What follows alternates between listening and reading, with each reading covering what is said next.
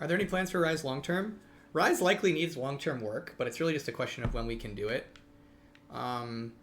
There's not very many people on League right now that have time to do something the level of work RYZE would need. So like as an example, we were doing midscopes for a while, and RYZE could probably use one of those.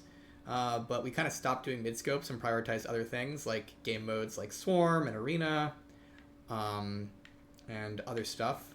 And so it's kind of a thing where it's like a question of resourcing, really, where it's like, yes, RYZE needs some work, but so do a lot of other characters, and also there's all these other things we are doing, and we don't have enough people to do them all. And so the question is like, who, where, when, stuff like that.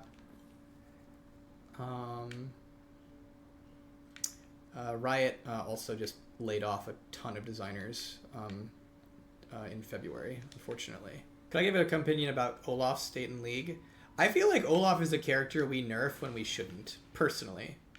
That again, that is personal opinion, but like he's a character that we often nerf when he like has a decent win rate in top lane, and then so he kind of just doesn't get played anywhere. But then I look at him, I'm like, I just don't know if that character is supposed to not be strong in top lane, basically. Just feels like he gets nerfed sometimes, but then I look at like the roster of top laners, and I'm always like, I don't know if Olaf's the guy who's supposed to be as tuned as like a Set or a Garen. My personal opinion is basically TLDR is like, I think Olaf might be a little weak in top lane, and we tend to keep him maybe weaker than he should be in top lane, and so he suffers a bit. But that said, he is kind of crazy when he can just run at you and beat you up, so I could be very off there.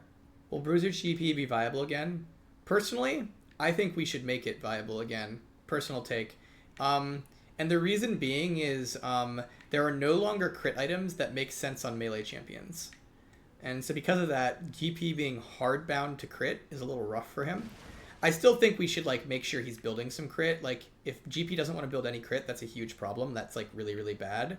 But now that like the things that make sense on his kit are like things like Trinity Force and whatnot, it does feel a little wrong that like he's been tuned so much around crit, which, you know, wasn't the case in the old item system where he had items like Essence Reaver and whatnot that made more sense with his kit.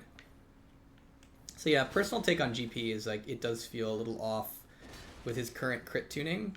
And so if I was to do work on GP personally, I would like find ways to make him a bit better as a bruiser, given the items no longer really make sense for him in the crit space. What's the reason for the current HECARIM changes? Phreak is adjusting HECARIM to be better at low MMR while the same power in high MMR. And so the changes are intended to be somewhat of a buff, especially to worse players, while trying to be closer to power neutral for his better players. Also, the other thing going on is a lot of HECARIM players like maxing a spell that is pretty bad to max, and so the changes are also trying to adjust that spell to make it make more sense to max it, given that HECARIM players tend to like maxing it. So there's a lot of HECARIM players who max E second, and it's actually just a trap. You shouldn't do it. And so I think one of the points of the change list as well is to make E second a better max, if that's what you want to do. KAYLE and GWEN are Riftmaker users who hate HP the most in their build. Is there a reason why Rift's second passive focus on HP when they both hate it? I feel like this Rift would be better last season with mage items at HP. Yeah, Riftmaker's probably in a weird spot. I would say that characters like GWEN actually do appreciate HP in their build. KAYLE's different, but characters like GWEN, like if you're an AP bruiser, like you want some degree of defenses. You can't just survive on like no defenses alone. So I kind of like disagree that like GWEN would look at HP and think this is trash. I don't want this. KAYLE's just a very unique character, so like she's a bit different. Yeah, but that said, like maybe Riftmaker is not as functional as it used to be. My personal take on Riftmaker is actually, I think it's kind of important for characters like KAYLE and GWEN to be at their healthiest if they have like a vamp option somewhere, and right now they don't, because there's no Omni Vamp in the game anymore. And so I do wonder if like one of the reasons they're KAYLE especially is off of that item is it doesn't give her like the versatility that like old Gunblade or Riftmaker would have given her. What can Talon do if there's not a wall right next to him? He's pretty much a sitting duck. I mean, yeah, but if there is a wall next to him, he can go over that wall with 0 cooldown. That's pretty good, right? Also, the guy is like fairly bursty. I'm not going to say that Talon is in a perfect spot balance-wise, but I would argue if he's not in a perfect spot, it is not because his kit is deficient. It is because he probably needs some tuning. Because that E sets him up for a lot of success based on the situation. Do you guys ever make balance changes for Iron 4 players? No, we do not. The group of players that includes the Iron 4 players is what we call average players, and this is the average of like Plat, basically. And we make balance changes for that group of players. So like as an example, Yorick is completely broken in Iron.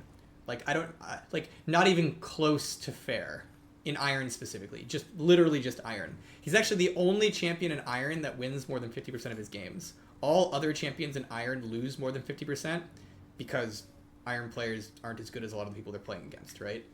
So if you want to win all your games in Iron, I highly suggest you play Yorick as an example. But we don't balance Yorick for Iron. We balance Yorick for like average play, which includes Iron players, but also includes silver and gold and stuff like that. And so yes, we do care about low MMR players, and that's like pretty important. But we tend to lump the low MMR players together in a larger bucket to account for the fact that we also want to make sure like League is like a game that is, you know, relatively skill-based, and like you can transcend a lot of these characters by like getting better or things like that. What do you think about mid lane assassins being one-trick champs? Wouldn't it be better to have more variety since Naafiri was unpopular for players like the class but don't want to commit to one-tricking? I mean, what does that mean by one-trick champs, right? Like if you like assassins, you're probably going to play assassins, right? I don't think a mage player is going to be like actively switching between assassins and mages. That doesn't make sense to me because like those are two different types of player things. So I guess I'm a little confused by what you mean by like one-trick champs. If you mean like, if I like Zed, there's no other characters for me, that's like, oh yeah, I could probably use some more AD assassins in mid. That's true. Also, Naafiri isn't unpopular when she's useful. I want to note that like Naafiri right now has like an above average play rate. And maybe you could say that's because she's overpowered, but like I personally believe that Naafiri, to actually truly be a viable champion, has to be around 52 to 53% win rate. If she's lower win rate than that, she's legitimately terrible, just because of how simple she is. And right now, Naafiri is like, she is played. She is not unpopular. She is like, she actually has an above average play rate. And so, I don't know. It depends on like what you believe her balance state should be, because I think there's a very reasonable argument that like, yeah, August, she's only played right now because she's OP. Have you seen her win rate? But my personal opinion is like that win rate is actually correct for a character like Naafiri because of how simple she is.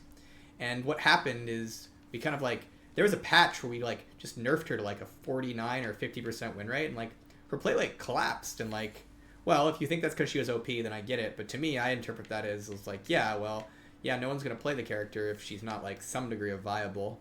Of course, that's all personal opinion. I just have like, you'll know it from like coming to the stream, but like I have a very strong belief in terms of like win rate and what it means in regards to simple champions. Like if your champion is like very straightforward, they legitimately have to have a high win rate to be viable. I don't mean like, oh, we should bribe them with win rate. I mean like legitimately a Naafiri at 50% win rate is significantly worse than a Silas at the same win rate. And so that's kind of how I think about those things. What if Naafiri was a jungler? I do think Naafiri jungle would be cool if we made it viable. I think there's a lot of people who would enjoy that. No doubt. No doubt in my mind.